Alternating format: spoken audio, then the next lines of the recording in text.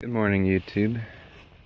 Today is July the 3rd, and I have off from work today, so I'm going to do a garden update. So we're at the peak of summer, and all the plants are dying, but I'll show you what I've got. So here's the ash tree. It's doing great. It is a true survivor of the most intense summer weather.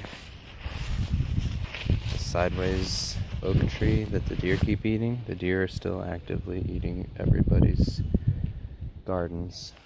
I see them every day. The cedar elms, the two that were at my house when I bought it, I kept them for shade. They're working great. They're good shade. They're survivors, so you don't have to water them. Here's two totes. I moved them out into the yard. This bags are just a temporary thing to keep mosquitoes out from the water reservoirs. And I haven't watered these in a long time, but if you dig just a little bit deep, you can see moisture. And they're not filled with very good of soil, but it's that moisture that really matters. So these small oak trees that I transplanted from the front yard, the bur oaks, they didn't make it. Had they been in shade, they would have, because they were actually really strong plants. They're good transplants. They were doing good, but the sun, it's just the timing and everything. The sun killed them.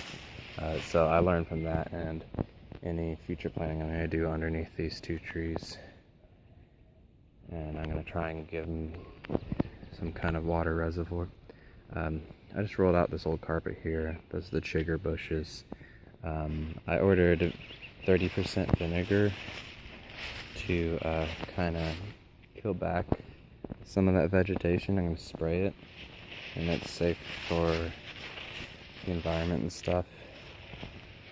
Okay, so my leaf column is shrinking a little bit. I let the onions here die. I didn't come out and water them. Maybe they'll come back, I don't know. I've let all the bean plants besides two die. They weren't liking the sun, so I'm the type of gardener where if things aren't working out, I don't fight it too hard, and it really depends. Here's the cucumber vines. They're real pretty, but they're not setting any cucumbers. I haven't seen one yet. So I'm not expecting to get anything out of them. But I had set up the drip line along here, but it's sort of broken and it doesn't really work. So I'll probably give up on that. But hey, pretty green vines, pretty yellow flowers. And then here's my favorite, is the butternut squash vine. So I went a couple days without watering because they kept promising rainfall and it didn't happen. So like the top half of this fruit is all messed up, so that's not going to develop correctly. But right here we have a nice fruit starting. It's pretty big. Yeah, sorry. That's it. Compare my hands.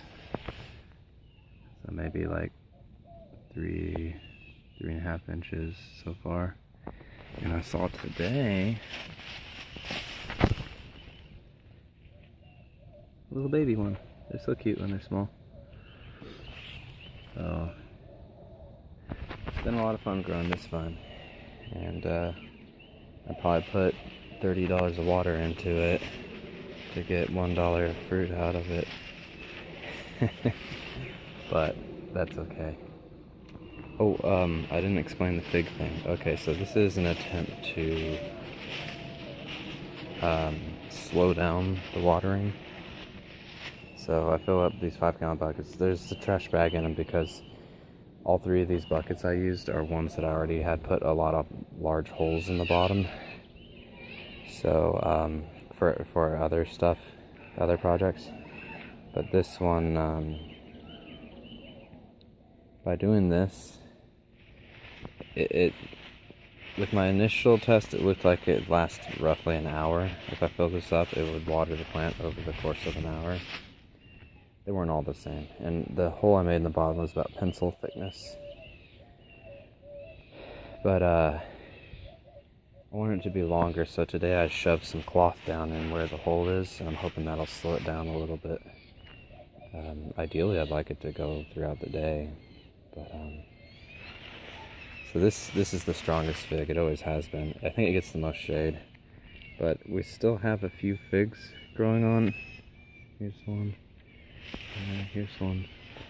Many of them did drop, as well as several leaves, just from the heat and a period of me not watering them because we don't get any rain in the summer. Here's this one. I think all the figs dropped off this one, and you can see discarded leaves. So,